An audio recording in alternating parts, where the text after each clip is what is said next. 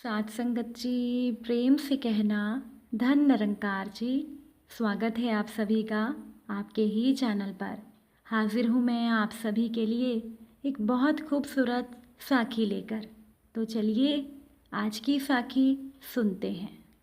साथ संगत जी, जैसे ही नरेश अपने कमरे में आया तो नरेश की पत्नी सुनीता ने बड़े ही गुस्से में कहा, अब मुझसे ये सब नहीं होगा। अच्छा होगा तुम हम दोनों के लिए एक अलग घर का इंतज़ाम कर लो। पत्नी की बात सुनकर नरेश को लगा ज़रूर आज घर में कुछ हुआ है और अब ये सुनीता अपनी वही पुरानी जिद पर अड़ जाएगी कि अलग हो जाओ। पिछले 4 महीने से सुनीता ने अलग होने की रट लगा रखी थी। वो नरेश के संयुक्त परिवार में अब और ज़्यादा नहीं रहना चाहती थी। साथ संगत जी, नरेश के पिता ने बहुत ही बड़े घर का निर्माण करवाया था जिसमें नरेश और उसके बड़े भाई राजवीर का परिवार आराम से रह सकता था। नरेश के परिवार में उसका बड़ा भाई और एक विधवा माँ ही थी। बस यही था नरेश का परिवार।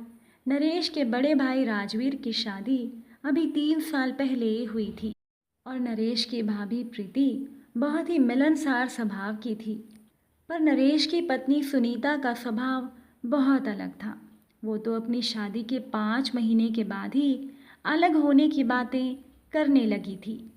साथ संगत जी, दरअसल बात ये थी कि घर के सभी काम पहले प्रीति ही अकेली कर लेती थी। लेकिन जब से घर में सभी को पता चला कि प्रीति के घर संतान का जन्म होने वाला है तो डॉक्टर ने प्रीति को आराम करने की सलाह दी। इसलिए अब घर का सारा काम सुनीता को ही करना पड़ता था और इसी वजह से सुनीता अपने पति से अलग होने की बात कहती थी। उसे लगता था कि वो तो अपने ससुराल में घर की नौकरानी बनकर ही रह गई है। सुनीता को लगता था कि मेरी जेठानी के घर पर जब बच्चे का जन्म हो जाएगा तब भी सारे काम मुझे ही करने पड़ेंगे। इसलिए सुनीता अक्सर ही अपने पति से अलग होने की बात कहती थी। उसकी ये हरकतें सास से भी नहीं छुपी थी। एक दिन माँ ने दोनों बेटों को बुलाया और कहा, जैसा कि तुम दोनों जानते हो हमारे घर में आजकल झगड़े होने लगे हैं, जिसे देखते हुए मैंने ये फैसला लिया है कि अब तुम दोनों भाइयों को अलग हो जाना चाहिए। प्रीति को इस समय मेरी ज़रूरत है, इसीलिए मैं राजवीर और प्रीति के साथ रहूँगी। नरेश ने कहा, माँ मैं बंटवारा नहीं चाहता। पर माँ ने कहा, तुम्हारी पत्नी बंटवारा चाहती है, मैं नहीं चाहती। रोज़ रोज़ इस बात को लेकर घर में झगड़े हो। वैसे भी एक ना एक दिन तुम दोनों भाइयों को अलग होना है, फिर अब क्यों नहीं। नरेश की माँ ने कहा, मैं तुम्हारा दोष नहीं निकाल रही, बस इतना चाहती हूँ तुम्हारी पत्नियों में मतभेद हो सकता है पर तुम दोनों भाइयों का प्यार यूं ही बना रहे। नरेश को माँ की ये बात सुनकर बहुत दुख हुआ। वो बेचारा अलग नहीं होना चाहता था। उसने पत्नी को समझाने की बहुत कोशिश की लेकिन फिर भी सुनीता नहीं मानी। इसीलिए नरेश को अलग रहना पड़ा।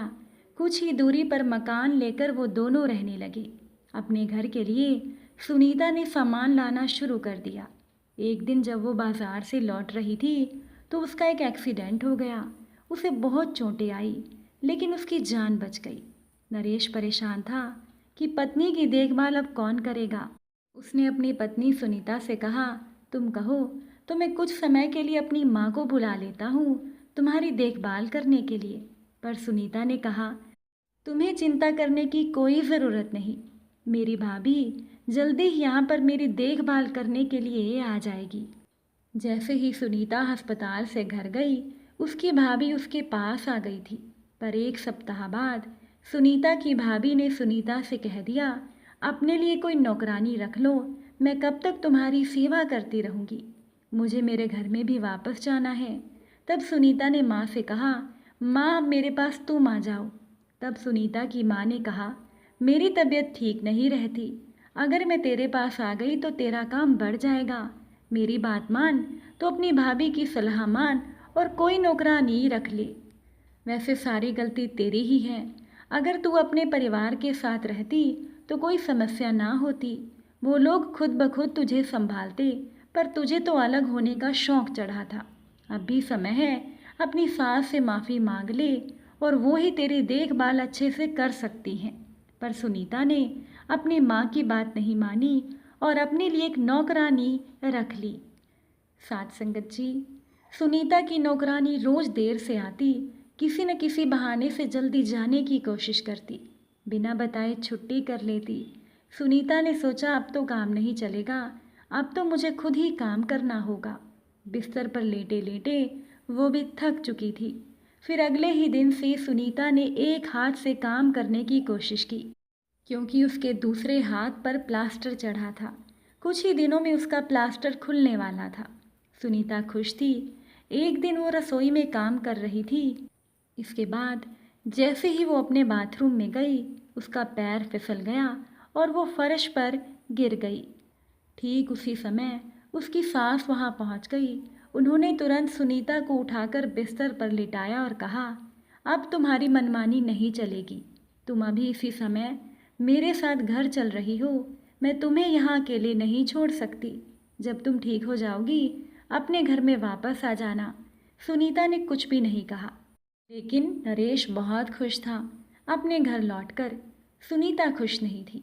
उसे लग रहा था जैसे वो हार गई हो। उसे लगा कि अब तो मेरी सास और मेरी जेठानी मेरा मजाक ही बनाएंगी। अब प्रीति की हालत पहले से अच्छी थी। वो भी अपनी देवरानी का ध्यान रख रही थी। घर का काम दोनों सास बहू मिलकर करती। इस हालत में भी प्रीति को काम करता हुआ देख सुनीता को बहुत शर्मिंदगी हुई, क्योंकि उसे लगा कि वो तो बिल्कुल ठीक थी, फिर भी वो अपनी जेठानी के लिए कुछ करना नहीं चाहती थी। और एक मेरी जेठानी है जो इस हालत में भी मेरा ध्यान रख रही है। जो प्यार सुनीता पहले नहीं देख पाई थी, वो प्यार अब सुनीता को दिखाई दे रहा था। धीरे धीरे वो बिल्कुल ठीक हो गई।